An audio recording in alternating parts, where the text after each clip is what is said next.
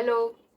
કેન્દ્ર અથવા તો રાજ્ય સરકારની કોઈ પણ પરીક્ષાની તમે તૈયારી કરતા હો અને તમને જો રીઝનિંગ એટલે કે તાર્કિક કસોટી ના આવડતું એને બેઝિકથી તમારે શીખવું હોય તો નીરજ ભરવાડ સરની બુક આવે છે જેમાં તમને 2 પાર્ટ મળી રહેશે.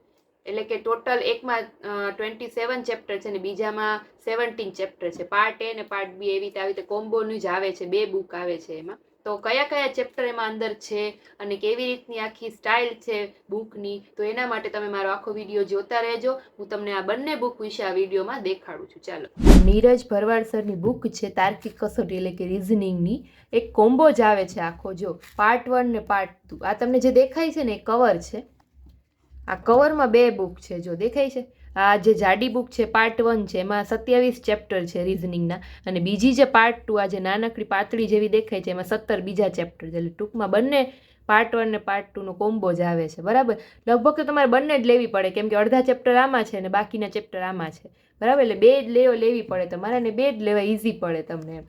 અને જો આ બોક્સ છે, આવી રીતે કવર આવે છે. કવરમાંથી તમે આવી રીતે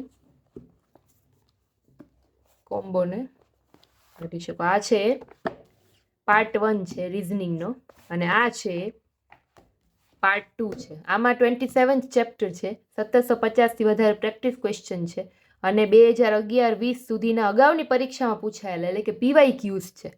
બરાબર જ. 2011થી લઈને 2020 સુધીમાં જેટલી પણ એક્ઝામ ગઈ એમાં પૂછાયેલા રીઝનિંગના અગત્યના પ્રશ્નો છે. અને જ્યારે આમાં જે પાર્ટ 2 છે, 17 ચેપ્ટર છે, 1300થી વધારે પ્રેક્ટિસ ક્વેશ્ચન છે, અને એમાં પણ 2011થી લઈને 22 સુધીના PYQs છે એટલે કે અગાઉની પરીક્ષામાં પૂછાયેલા પ્રશ્નો. તો ચાલો આપણે વારાફરતી એનો રિવ્યૂ કરીએ. હું તમને દેખાડું. જો આ જે પાર્ટ 1 છે એમાં જો એ લખેલું છે GPSC class 1 2 PI PSI DYSO STI, બરાબર, ATDO, head clerk, auditor, sub auditor, senior clerk, બિન સચિવાલય ક્લાર્ક, નાયબ ચીટનીસ, તલાટી, constable, depot manager, UGVCL, PGVCL, MGVCL, DGVCL કે પછી ટેટ અથવા તો ગૌણ સેવાની કોઈ પણ એક્ઝામ, બેંક ક્લાર્કની કોઈ પણ એક્ઝામ, SSC જેવી તમામ સ્પર્ધાત્મક પરીક્ષાનું આપતું એક સચોટ પુસ્તક. એટલે કે કોઈ પણ એક્ઝામ હોય, રીઝનિંગ તમારે જો પહેલેથી શીખવું હોય, બરાબર, તો આ બુક સારી આવે છે નીરજ સરની. જો આપણે જોઈએ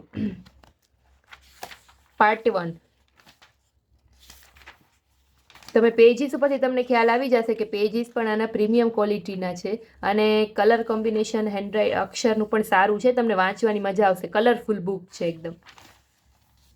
ચેપ્ટર્સ આપેલા છે અહીંયા. કેટલા ટોટલ 27 ચેપ્ટર છે આ બુકમાં. પહેલા ચેપ્ટરથી શરૂ કરી કે રોમન નંબર્સ. પેલું જ છે રોમન અંકથી શરૂ થાય છે, એટલે કે ટૂંકમાં બેઝિકથી શરૂ કરે. પછી દિશા, ક્રમ, સંખ્યા શ્રેણી, મૂળાક્ષર શ્રેણી. ચાલો જોઈએ. સૌથી પહેલું ચેપ્ટર છે રોમન અંકો. 1 થી 10 સુધીના રોમન અંકો જો છે.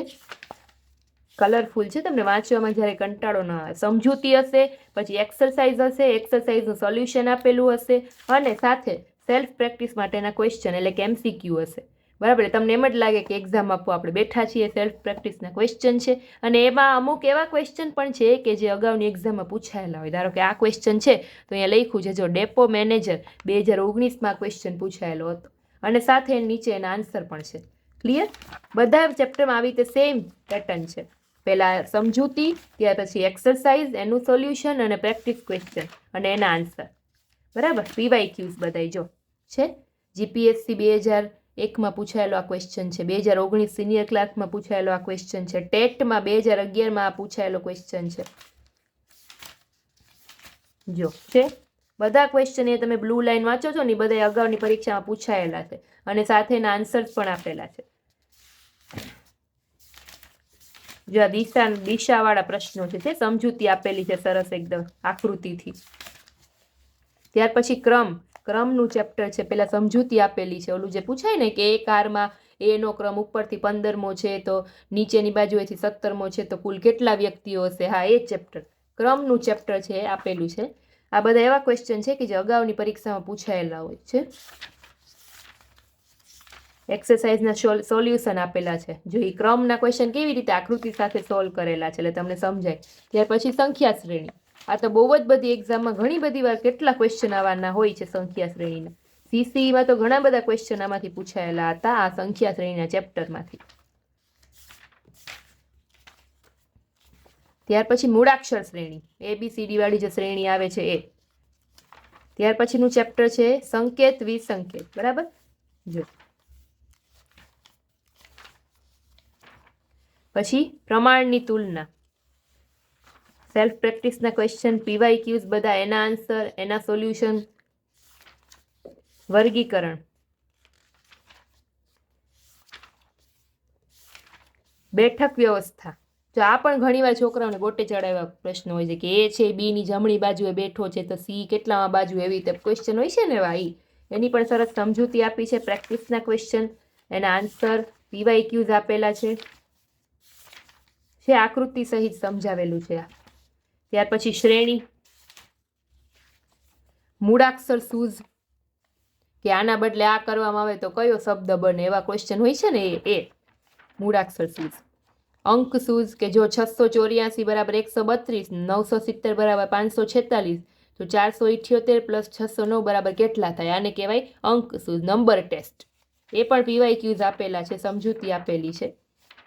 ત્યાર પછી સમાનતા, કે અસમ, બરાબર, અસમ છે, પછી આવી રીતે હોય અસમ બિહુ તો કેરળની સામે શું આવે, એવી રીતે ડોક્ટર દર્દી તો નેતાની સામે શું આવે. આના ઘણા બધા પ્રેક્ટિસના ક્વેશ્ચન છે, એટલે આ તમે કરો એટલે તમારા મગજમાં ફિટ થઈ જ જાય સમાનતાનું આખું ચેપ્ટર, એટલે જેને કહેવાય એનાલોજી.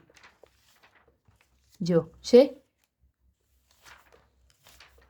પ્રેક્ટિસ માટેના ક્વેશ્ચન છે. પછી કેલેન્ડર, આ પણ ઘણાને બહુ અઘરું લાગતું હોય છે. ઘણી બધી વાર મને પણ કમેન્ટ્સ આવતી, મેડમ કેલેન્ડરના દાખલા કરાવો ને, એમ કેલેન્ડર ઘણા બધાને અઘરું લાગતું હોય છે, તો એનું ચેપ્ટર પણ આમાં સરસ સમજૂતી સાથે આપેલું છે.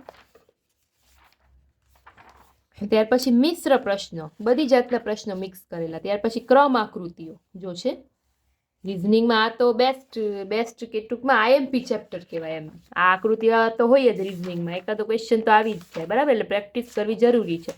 પછી અરીસાનું પ્રતિબિંબ, દર્પણ પ્રતિબિંબ છે, સરસ મજાની આકૃતિઓ સાથે સમજાવેલું છે. જળ પ્રતિબિંબ, એના ક્વેશ્ચન્સ હોય છે, એ ચેપ્ટર પણ અલગથી છે. આકૃતિઓની ગણતરી, ચોરસ ને લંબચોરસ, બરાબર, એ પણ ચેપ્ટર અલગથી છે આમાં. પછી ત્રિકોણ વિશે એવી જ રીતે સેમ. પછી પાસાના પણ ક્વેશ્ચન ઘણા સ્ટુડન્ટ્સને નથી આવડતા, તો એ પણ આમાં સમજૂતી સાથે આપેલા છે, અને PYQs પણ છે એના. પેપર ફોલ્ડિંગ અને પેપર કટિંગ, બરાબર, એક નવું ચેપ્ટર જે હમણાં હાલની ભરતીમાં એડ થયું છે, બરાબર, તો એના પ્રેક્ટિસ માટેના એની પણ સમજૂતી છે. જો અને છુપાયેલી આકૃતિઓ છે, આકૃતિઓની વર્ગીકરણ, અને લાસ્ટ ચેપ્ટર છે વેન આકૃતિ, વેન ડાયાગ્રામ. એટલે ટૂંકમાં પાર્ટ 1માં ટોટલ 27 ચેપ્ટર છે, અને પેજીસની જો વાત કરીએ તો 394 પેજીસ પાર્ટ 1ના છે, બરાબર. હવે આપણે વાત કરીએ તો કે પાર્ટ 2, તો પાર્ટ 2 છે એમાં બીજા 17 ચેપ્ટર છે, અને 1300થી વધારે પ્રેક્ટિસના ક્વેશ્ચન જે આમાં બાકી હતા એ આમાં શરૂ થાય છે. જો એમાં પહેલું ચેપ્ટર છે દિશા સૂઝ છે, MCQs છે, અને PYQs છે ને એની સમજૂતી છે. ત્યાર પછી સંખ્યા શ્રેણી સમજૂતી, સંકેત વિસંકેતની સમજૂતી છે.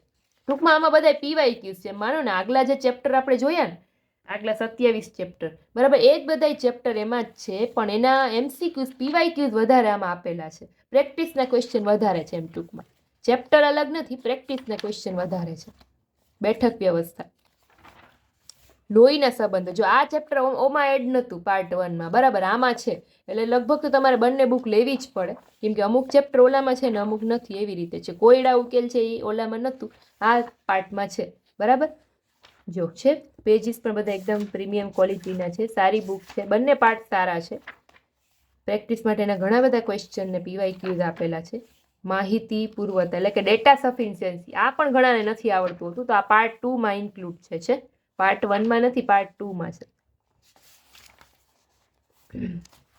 તો ટોટલ પેજીસની આપણે જો વાત કરીએ તો આના ટોટલ પેજીસ છે 202, એટલે કે 202 પેજની આ બુક છે.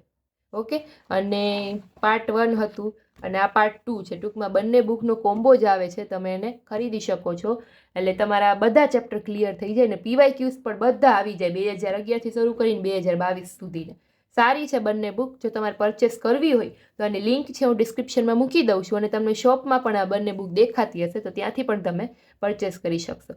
નેક્સ્ટ બુકનો રિવ્યૂ જોવા માટે મારી સાથે જોડાયેલા રહેજો, અને મારી સાથે જોડાવા માટે તમારે ચેનલને સબસ્ક્રાઈબ કરવી પડશે. તો જે લોકો નવા છે ચેનલને સબસ્ક્રાઈબ કરો, અને હું જલ્દીથી હવે આના પછીની નેક્સ્ટ બુકનો રિવ્યૂ તમારી સમક્ષ રજૂ કરીશ. Thank you.